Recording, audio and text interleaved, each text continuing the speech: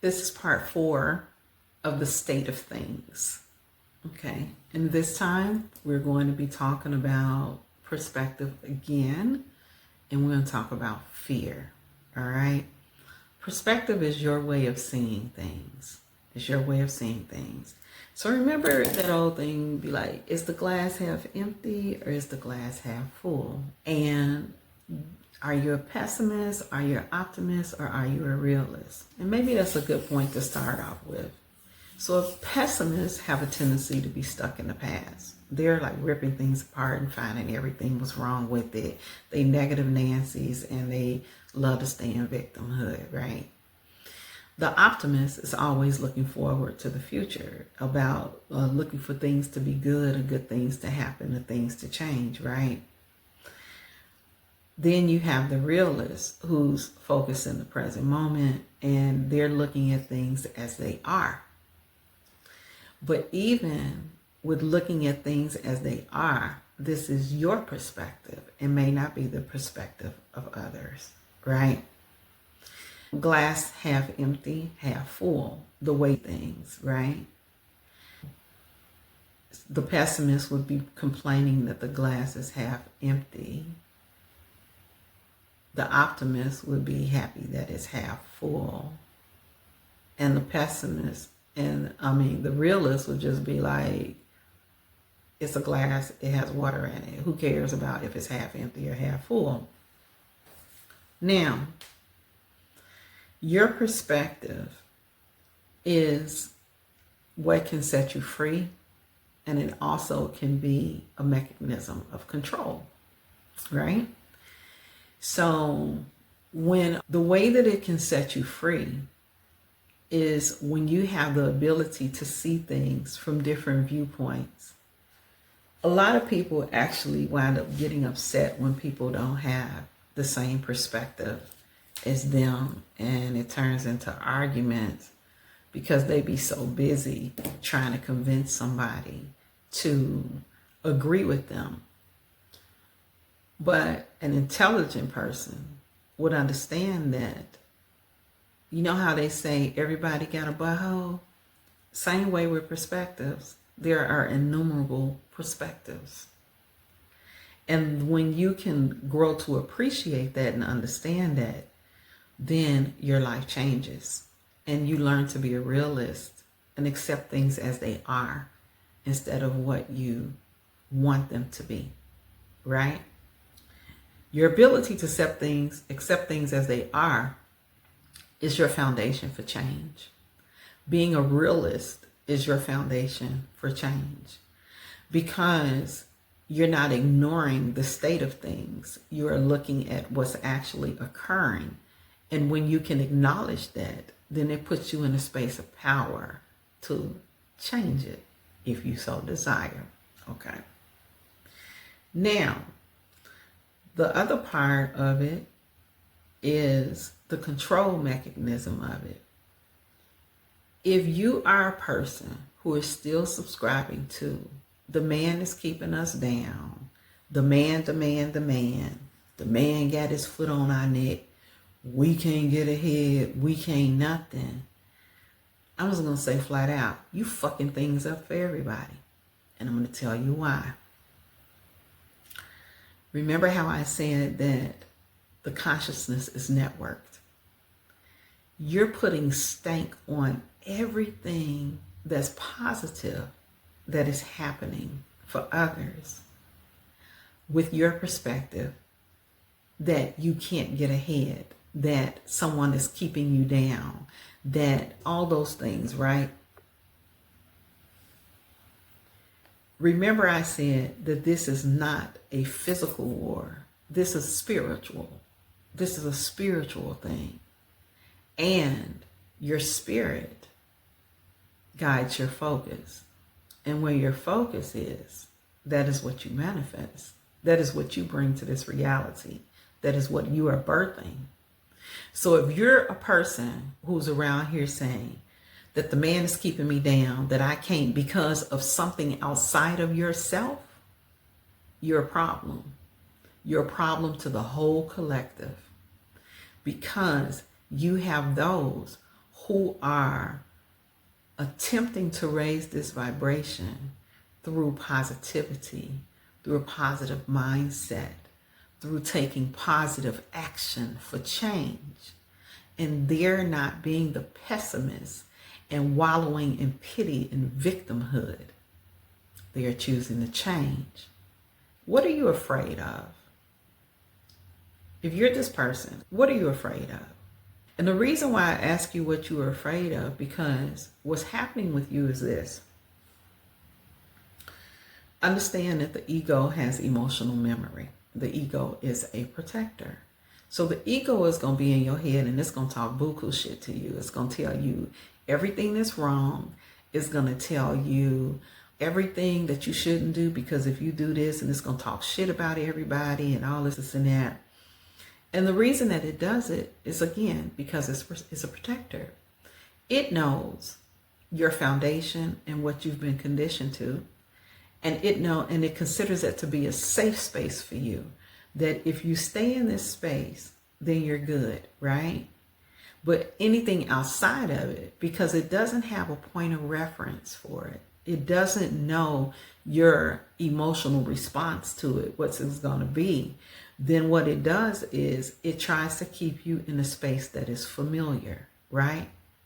So if you've been conditioned and you've grown up with the idea that the black man can't get ahead or the black woman can't get ahead because of XYZ, then you're going to perpetuate that until you become a realist and actually look at the opportunities that are available now that we did not have some years ago. You're going to look at the possibility of building and creating and sustaining change for people of color. So when the ego stands in the way, I have to ask you, what are you afraid of? Because it's keeping you in a safe space because of fear of the unknown, not knowing what's going to happen if you do something other than what you've been conditioned to do. Fear is the major component of control in this reality. And what they call COVID, the biggest psyop ever, because of the amount of fear that they instilled in people. And believe it or not, many people were dying because they were afraid to die.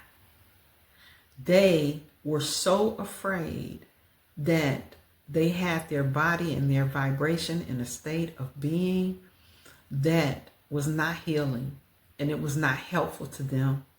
And especially if they had other conditions going on, they wrote their death sentence. They wrote it. And they wrote it from a spiritual basis. They wrote it. The fear overwhelmed them, took them out simply because of being afraid. Now, I'm going to say this. We've had some changes politically, right? We have a new president. And I want y'all to reflect for a minute. The last time he became president, we went through the same thing that we're going through right now. Meaning that the good old boys and everything, they just knew that the changes that were going to be made were going to be so big and so huge. Now, they showed their asses. They did some things. They got away with some stuff.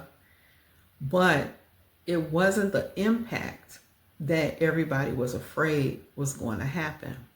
Now, believe it or not, everything is in divine order.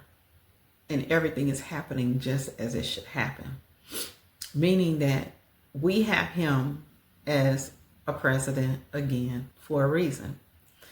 This man knows who the indigenous people are. He knows who are the rightful owners of Turtle Island. This man knows a lot of things. And it's going to be interesting to see how things play out. What I am going to tell you is to use your spiritual eyes. Use your spiritual eyes. Look at things from a spiritual perspective. We are in a 9-year. This is a year of endings, right? This man took oath in a year, in a 9-year, a year of endings. Endings. Do y'all understand? Endings, change, letting go, getting rid of things that no longer serve you. He took oath in a 9-year, and anything that's birthed in a 9 does not last. Okay? That's number one. Number two, he is cleaning house for a reason. Allow that man to clean house. And it may not look, and I'm not about to debate anything. I'm telling you to use your spiritual eyes. Things are being corrected for a reason. Y'all, the stuff that I have been made aware of through channels and the things that I have seen. See, the thing about realities is this. Your reality is yours, and you're only aware of bits and pieces of other realities within realities. There is so much stuff that's happening and going on that we are not privy to. There are existences that we are not privy to. This reality is so layered and complex that one being would never understand or have a clue of how much is actually going on. And I'm not just talking about politically. I'm talking about the layers of this reality. Simple example. If you're a poor person, you would never understand the reality of a rich person and what they go through and what they're experiencing and what their lifestyle is. If you were an ant, you would not understand what it's like to be a human. Do you get what I'm saying? But it is so complex that things have to crumble, right? Just back to us as human beings and the state that we're in. And this being the age of Aquarius, right? Things have to crumble to be put back together again. So in a 9-year, what happens is there are confrontations, and this is in personal life too. Now understand, this is a universal 9. So this means that everybody in this reality is being impacted by this 9 energy, right? And so in addition to your personal year, you have this 9-year impacting you. This energy, there are confrontations, meaning that there's old shit that comes up, and there are people who resurface in order to resolve issues, and for you to say, hey, do I want to take this into my new beginning, that 1 year that's coming next year, or do I want to let this go? Is this still serving me or nah? So what's happening is things are being cleaned up. Confrontations are going to happen. Then it's this urge to throw things away, to get rid of things that no longer serve you. It could be things, it could be people, relationships, whatever. But there's this urge and this desire just to get rid of things that no longer serve you. Watch this world, this reality from a spiritual point of view as this 9 energy goes through and starts sweeping and cleaning and clearing things out. Because we have a new beginning coming next year. This is why this year it is so important to keep everybody distracted and off balance. Because here's the other thing too. All the bills and all the bullshit, the bullshit things that are being implemented, it's not going to last. It's not going to last. Understand that literally anything created in a 9, it doesn't have longevity. It doesn't. Partnerships, marriages, anything. It does not. It's going to fail. It's going to break down at some point.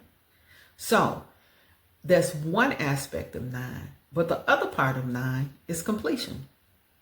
It's completion. So what that looks like is anything that has been left hanging and you decide to complete it. then that's a good thing. It's closing out things, it's finalizing things. So we have to look at things from spiritual eyes. And the worst thing that anybody can do is be afraid. We have no room for fear right now. This reality thrives on fear. And fear, when you're afraid, you're giving up your power. You're giving away control. So instead of being fearful, understand that there's a negative and a positive to everything. And you have the choice to look at it negatively, positively, or you can stand in the middle. You could be right in the middle and be the observer. And you can choose which direction you want to go into. You don't have to react, which is become emotional about it. You don't have to do anything. You can observe what's happening and then choose positive change. And anytime that you all feel like you're going into being a negative Nancy, a negative Ned, being fearful, you have the power to change that any moment by going into gratitude for love and all the beautiful things of this reality. It's always a choice. Okay, that's number 4. I'll see you guys in a bit.